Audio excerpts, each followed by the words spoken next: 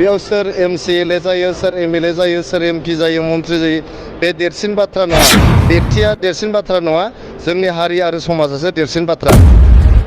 खुलुमबाय रायजोफोर, आंनि गोदान भिडिअ नोंथांमोनखौ खुलुमनाय आरो सिबिनायखौ सिगांग्रो जासिनाय थाबाय। दा आंनि मेन भिडिअआ आं नोंथांमोननि सिगाङाव आं मोनसे टपिकनि सायाव आं नोंथांमोननो शेयार खालामनो नागिरदों। नोंथांमोनहा जेन भिडिअखौ जेन फुरायै नायलांजोबो, आङो बेखौनो सिगांग्रो आङो खावलायनाय थाबाय। दा भिडिअआ ओरैबायदि इम्परटेन्ट जागोन, जोंना इउपिपिएल टु इउपिपिएलनिनो जोंना मानाव गेदेर प्रमद बर' सारजों आरो लाइमोन इयुथ सेन्ट्रेलनि मानाव गेदेर राजु नार्जारि बिथांजों मा रोखोम जेन'बा बिसिनि सायाव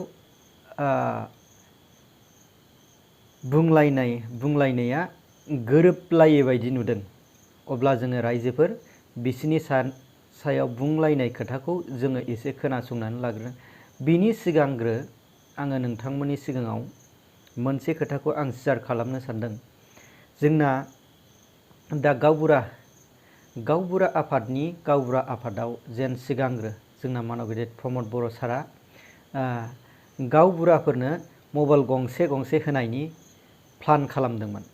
जेन बे प्लाना दाबो आंजों मैया सासे बिगथै जानाया गामिनिनो बियो रायलायदोंमोन जे जोंना मानाव गेदेर प्रमद बर' सारा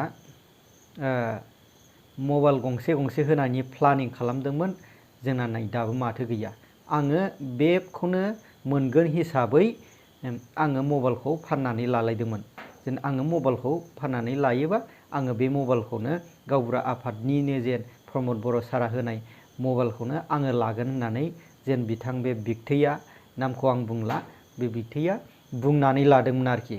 नाथाय नै दासिमावबो जेन'बा बे गावबुराफोरनो मबाइल गंसे होनाया दाबो गैया, बेनो कुइसन। अब्ला जेन'बा बियो आवगोलनिफ्रायनो जेन सिगांनिफ्रायनो जेन गासैखौबो जेन थगायनाय जादों नामा, बेनो मोनसे कुइसन। ना गावबुराफोरनो होबाय सोरनोबा, बेनो मोनसे। अब्ला रायजो राजा नोंथांमोना सोरबाफोर गावबुराफ्रा प्रमद बर' सारनि मबाइल गंसे होनायखौ मोनबाय नामा, कमेन्टआव फोरमायहरनो हागोन। अब्ला जोङो दाना मेन बाथ्रायाव थांनोसै। अब्ला जोङो भिडिअखौ नायनानै लाग्रोदो। जोंनि बिपिएफ आरो इउपिपिएलनि सावरायनायाथ' जोबोद आवगायनानै दङ।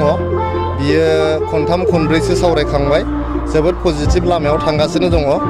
दा सावरायनायनि गेजेरावबाबो जोंनि इउपिपिएल आरो बिपिएफ मोननैबो हान्जाया गावनि राजखान्थियारि जे हाबाफारिफोर बेखौ लांबाय थानांगौ, मेल मिटिं खुंबाय थानांगौ, जयनिं होनांगौ, गावनि राजखान्थियारि जे एक्टिभिटिस, पलिटिकेल एक्टिभिटिस बेखौ लांबाय थानांगौ। दा सावरायनायाबो थांबाय थागोन आरो राजखान्थियारि जोंनि हाबाफारिफ्राबो थांबाय थागोन। आङो मिजिंथियो जोंनि इउपिपिएल आरो बिपिएफ हान्जानि गेजेराव जे सावरायनाय, बे सावरायनाया मोजां मोनसे फिथाइ थायगोन। सोर बबेयाव थागोन, सोर क'क्राझाराव थागोन, सोर दिसपुराव थागोन, सोर दिल्लीयाव थागोन, सोर देरहागोन, सोर जेनगोन, बेखौहाय रायजो राजाफ्रासो डिसाइड खालामगोन। रायजो राजा, जोंनि मानगोनां भटारफ्रासो बेखौ डिसाइड खालामो।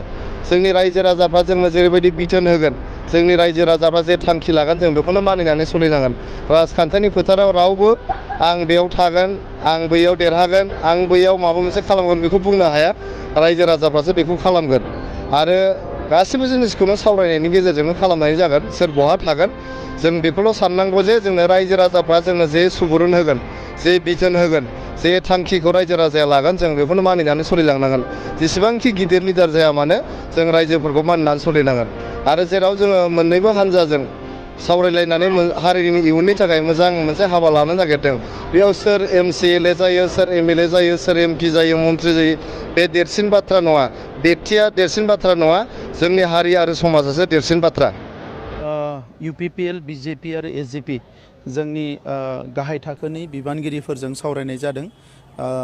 बिजेपिनि शक्ति केन्द्र, जोंनि इउपिपिएल आरो एसजिपिनि प्राइमारि।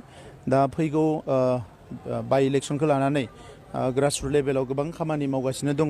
दा बिथांमोननि मावनायनि खौरांखौ लानो थाखाय दिनै मेलखौ लिंदोंमोन आरो बिनिफ्राय मिथिबाय जे जोंनि बे मोनथाम दोलोनि बिबानगिरिफ्रा मावथिफ्रा जोबोद गोख्रोङैनो खामानि मावगासिनो दङ आरो नैबे बाइ इलेक्सनखौ स्पेसियेलि बड'लेण्ड ओनसोलाव गोजोन फैनाय बयबो मोजाङै रायजो जानो हानायनि जि मोनसे थासारि फैबाय आरो जौगानायनि हाबाफारिफ्रा जेरैबायदि गोख्रोङै सोलिगासिनो दङ बेखौ नोजोर बोनानै बयबो जोंनि जि बिजाथि UPPLनि बिजाथि एबा मोनथाम दोलोनि जयै फसंनाय बिजाथि बेखौ गोबां भटआव देरहाहोनो थाखाय बयबो जानजि खाफ्रादों आरो बे गासैबो थासारिखौ नुनानै जोंबो गोजोननाय मोन्दों। गमामायैनो एबार बाइ इलेक्सनाव जोंनि बिजाथिया फिन खेबसेबाव 50,000निख्रुइ बांसिन मार्जिन भट लानानै देरहागोन।